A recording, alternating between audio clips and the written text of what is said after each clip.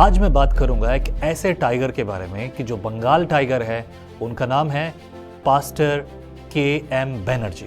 एक ऐसे मसीह विश्वासी जिन्होंने अंग्रेजी शासकों का और उनके अत्याचारों का पुरजोर भरपूर विरोध किया। एक ऐसे व्यक्ति जिनकी जिंदगी एक बड़ी मिसाल है, न केवल बंगालियों के लिए परंतु पूरे भारत मसीह विश्वासियों के लिए।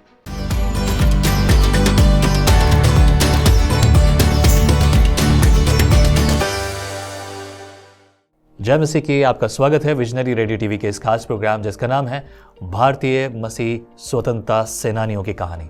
इस कहानी की पूरी लिस्ट में एक और नाम शामिल है जिनका नाम है पादरी के.एम. बनर्जी। पुराने समय में पादरी कहा जाता था, आज के समय में ये शब्द लोगों को ज़्यादा पसंद नहीं आता, लेकिन पास्टर के.एम. बनर्जी एक ऐसे मसीह विश्वासी और एक ऐसे व्यक्ति थे जो कि बंगाल के रहने वाले, और उन्होंने अंग्रेजी शासकों के अत्याचारों का पुरजोर विरोध किया। 19वीं शताब्दी में ऐसे बहुत सारे लोग थे जिन्हें भारत की परवाह नहीं थी, लेकिन आज हम ऐसे शख्स की बात करेंगे जिन्होंने अपनी ज़िंदगी भारत की आज़ादी और अपने विश्वास के लिए समर्पित कर दी। वैसे इस पूरे प्रोग्राम में मैं आपको ऐसे कई सारे योद्धाओं से मिलाऊंगा जो मसीह योद्धा थे और जिन्होंने भारत के लिए अपनी ज़िंदगी भी बलिदान कर दी। एक ऐसे मसीह योद्धा जिनके बारे में शायद आपने कभी सुना हो, ऐसे योद्धा शायद उनका नाम कहीं सुना हो, पास्टर के.एम. बनर्जी, जिनका पूरा नाम है कृष्ण मोहन बनर्जी। एक ऐसा नाम जो इतिहास के पन्नों में गुमसा हो गया, लेकिन उनकी कहानी प्रेरणा और देशभक्ति का एक अद्भुत उदाहरण है। 19वीं सदी में कोलकाता में जब उनकी सामाजिक और राजनीतिक परिस्थितियां जो थी, जिनमें उथल पुथल मची हुई थी, के.एम. बनर्जी का जीवन एक मिसाल है, मिसाल की तरह एक बड़ी सौगात है जो कि हम मसीह विश्वासियों के लिए है, ताकि हमें पता चले। रिसेंटली मुझे किसी ने पूछा, पास्टर साहब क्या मैं बीएसएफ ज्वाइन कर सकता हूँ? मैंने कहा हाँ ज़रूर। परमेश्वर का वचन कहता है कि तू किसी की हत्या ना करना। अगर मैं बीएसएफ ज्वाइन करूंगा तो मुझे वहाँ पर लोगों को मारना पड़ेगा। तो मैंने कहा क्या आप अपनी सुरक्षा में, अपनी देश की सुरक्षा में यदि किसी को मारते हो तो क्या यह हत्या है या यह सुरक्षा है? इसका जवाब उनके पास नहीं था। बहुत सारे लोगों के मन में यही सवाल है। मैं बात कर रहा हूँ जिन योद्धाओं की, उन्होंने किसी को मारा नहीं है, विरोध नहीं किया, पर उन्होंने उनकी गलत बातों का, गलत चीज़ों का विरोध किया है, उनका सामना किया है, ताकि भारत के लोगों को आज़ादी मिले। पास्टर बनर्जी के बारे में बहुत सारे लोगों की अलग अलग राय हो सकती है, शायद ये इतिहास छुपाया जाए, लेकिन आज हम बात कर रहे हैं 1813 की, जब भारत में अंग्रेजों का राज था। ब्रिटिश ईस्ट इंडिया कंपनी का शासनकाल था, जिसमें भारतीयों पर कई तरह के अत्याचार होते थे। एक तरफ ब्रिटिश साम्राज्य की बढ़ती ताकत, क्योंकि पैसा भारत से कमाया जा रहा, लोग विदेशों से आके भारतीयों पर कब्जा करते और बहुत से भारतीयों को उन्होंने अपनी सेना में और पुलिस में भर्ती किया और वो अपनी मर्जी से देश चलाते। दूसरी तरफ भारतीयों की संस्कृति और मूल्यों को बचाने की जद्दोजहद, यह आसान नहीं थी। बहुत से लोगों ने इसके लिए अपने आप को खो दिया, कुछ लोगों के अपने व्यवहार, अपने कार्य बदल गए, लोगों ने एक दूसरे को धोखा दिया। ऐसे समय में कोलकाता जब देश की राजधानी थी, वहाँ एक बच्चे का जन्म हुआ, कृष्ण मोहन बनर्जी, जिनका नाम के.एम. बनर्जी। ये बच्चा आगे चलकर एक महान व्यक्ति बनने वाला था, ऐसा किसी ने कभी नहीं सोचा होगा। लेकिन एक ऐसा व्यक्ति जो न सिर्फ अपने देश के लिए लड़ा, बल्कि अपने विश्वास यानी यीशु मसीह पर विश्वास के लिए खड़ा रहा, लड़ा। के.एम. बनर्जी एक बंगाली ब्राह्मण थे। जी हाँ, वो भी ब्राह्मण थे और सुनाने वाला भी ब्राह्मण है। उनका परिवार धार्मिक और सांस्कृतिक रूप से समृद्ध था। अक्सर ऐसा ही होता है, पुराने समय में कुछ ज़्यादा ही लोग ऐसे हुआ करते थे, और जो कि अच्छी बात थी।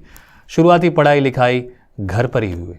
परिवार के लोग और भी कुछ और लोग बड़े बुद्धिमान थे, जहाँ उन्होंने संस्कृत के बारे में सीखा, बंगाली साहित्य सीखा और हिंदू धर्मशास्त्र, जो कि जन्म के साथ जो कुल था ब्राह्मणवाद, उसके साथ सीखा। इन सारे अध्ययन के बाद लेकिन ज्ञान की प्यास जो थी उनमें हमेशा बनी रही। वो एक ऐसे व्यक्ति थे जिन्हें और अधिक चीज़ों को जानना और सीखने का मन हमेशा था। इसी प्यास के साथ उन्हें एक व्यक्ति के साथ मुलाकात हुई जिनका नाम था डेविड हेयर। एक ऐसे व्यक्ति के साथ मुलाकात हुई जिसके जीवन में कुछ अलग और नई बातें थी जो कि वो जानना और सीखना चाहते थे, जिन्होंने उनकी शिक्षा में एक नई दिशा पाई। जी हाँ, डेविड हेयर एक ऐसे व्यक्ति थे, वो एक मसीह व्यक्ति ज़रूर थे। मसीह व्यक्ति होने के साथ साथ वो एक विजनरी थे, उनका विजन था। और डेविड हेयर लोगों की देखभाल करना चाहते थे, लोगों के लिए भलाई चाहते थे। वो थे तो ब्रिटिश, लेकिन उन्होंने ब्रिटिश कंपनी के साथ बिल्कुल नहीं दिया। वो ब्रिटिश कंपनी और ब्रिटिश जो अंग्रेज़ों की जो सरकार थी उसके सख्त खिलाफ थे, उनके सारे कामों के खिलाफ थे। डेविड हेयर घड़ी रिपेयर करने वाले थे। उनका काम घड़ी रिपेयर करना तो था, लेकिन इसी के साथ साथ जो शिक्षा और ज्ञान उनमें था वो दूसरों को बताना चाहते थे। जिन्होंने भारत में पश्चिमी शिक्षा को बढ़ावा देने की अहम भूमिका निभाई। यहाँ लोगों की ज़िंदगी में सही बात के लिए वो सिर्फ एक शिक्षक नहीं थे, वो घड़ी रिपेयर करना जानते थे, बल्कि उन्होंने समाज सुधार के लिए बहुत सारे काम किए। वो समाज सुधारक के नाम से पहचाने जाते थे। उन्होंने के.एम. बनर्जी की प्रतिभा को पहचाना, उन्हें सिखाया, उन्हें बढ़ाया और उन्हें अपने स्कूल में पढ़ने का मौका दिया। डेविड हेयर बहुत बड़े नाम नहीं थे, लेकिन वो जितने थे उसमें एक बड़े प्रभावशाली व्यक्ति थे। उनके प्रभाव में बनर्जी ने पश्चिम विज्ञान, दर्शन और साहित्य का अध्ययन किया, जिससे उनकी सोच को एक नया आयाम दिया गया। जी हाँ, एक ऐसी सोच जो कि भारत के लिए एक बड़ा कार्य करने वाली थी। उन्होंने जॉन लॉक, एडम स्मिथ और विलियम शेक्सपियर जैसी पश्चिमी विचारों की जो किताबें थी, उनकी पुस्तकें थी, उनको पढ़ना शुरू किया, उससे सीखना शुरू किया, लोगों के विचारों को जानना शुरू किया। देश और दुनिया उन्हें समझ में आने लगी, जो कि आगे चलकर भारत की स्वतंत्रता के लिए और अंग्रेज शासन के खिलाफ लड़ने के लिए उनके लिए बड़ी कारगर साबित हुई। फिर वो पढ़े हिंदू कॉलेज में, जो आज प्रेसिडेंसी यूनिवर्सिटी के नाम से जाना जाता है। जी हाँ, नाम बदलते हैं लेकिन काम नहीं।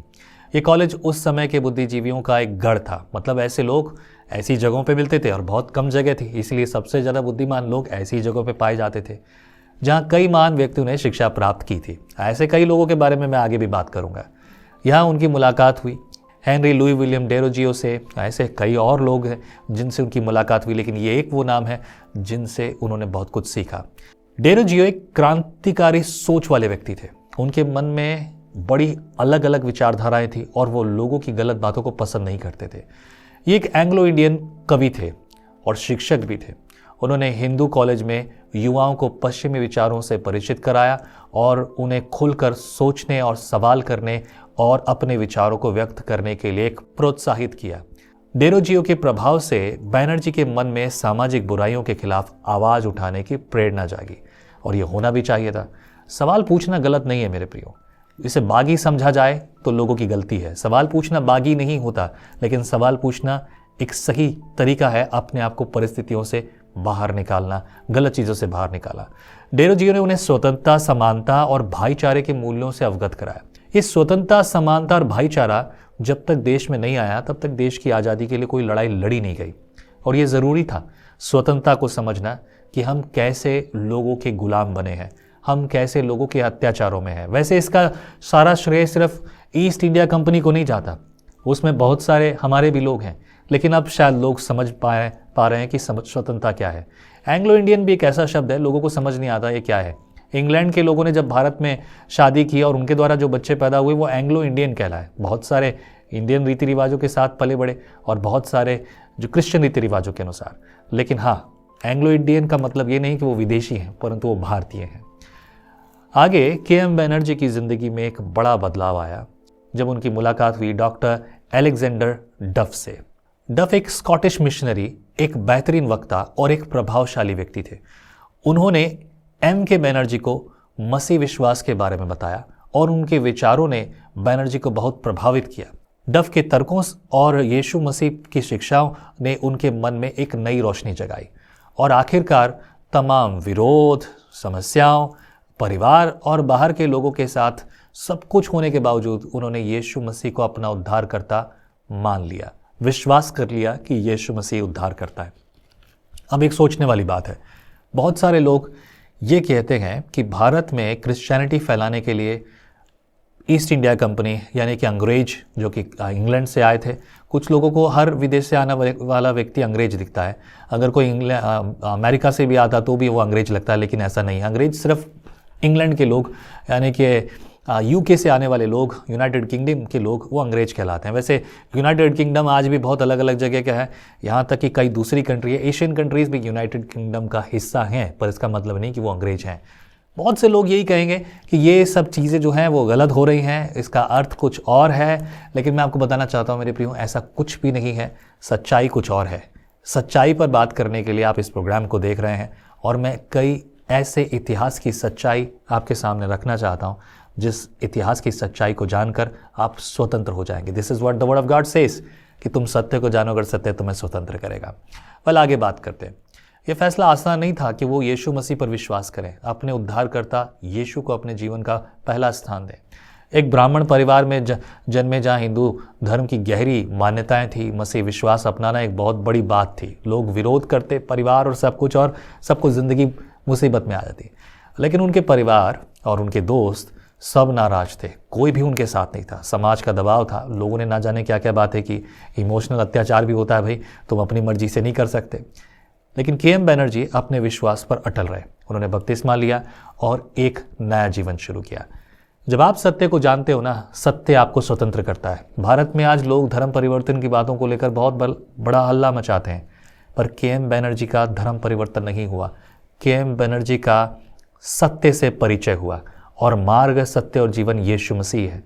कोई भी व्यक्ति किसी भी व्यक्ति का धर्म परिवर्तन नहीं करा सकता, लेकिन हाँ, कोई भी व्यक्ति किसी की सत्य से मुलाकात जरूर करा सकता है, और डफ ने उनकी सत्य से मुलाकात कराई। के.एम. बैनर्जी सिर्फ मसीह पर विश्वास करने वाले एक विश्वासी नहीं बने, परंतु वो एक सेवक बने, प्रभु परमेश्वर की सेवा करने वाले बने। वो समाज सुधारक बने, एक लेखक बने, एक देशभक्त बने, और एक ऐसे देशभक्त जिन्होंने अपने भारत के, अपने अब लोगों के लिए अंग्रेजों के अत्याचार के खिलाफ, उनके खिलाफ आवाज़ उठाई, उनका विरोध किया और लोगों को जागरूक किया, लोगों को बताया।